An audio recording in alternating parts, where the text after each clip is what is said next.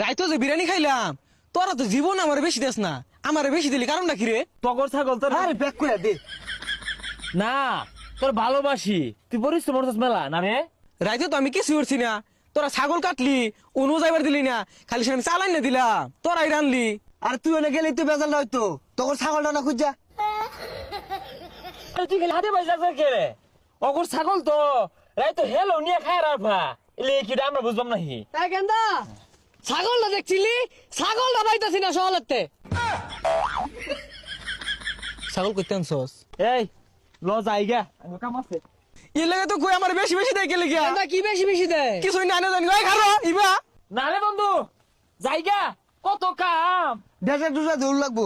দই গিয়া। এই গেন্দা ল ছাগল খুঁজি গা। খুজুর লাগতো না, ছাগল গেছে গা এই ছাগল কই যায় গা? পেটো। ছাগল কোন গেছে কোন লাগা নাম কোদা লই গা। কইলামই তো পেটো গেছে।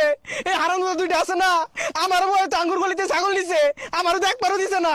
এই বদমাশ তোকে থাসছি না তুই মাটিতে ভালো জানি না কি হবি রাম জানি। আর ছাগল কই পেট না দিতে ছাগল না বাস্তা।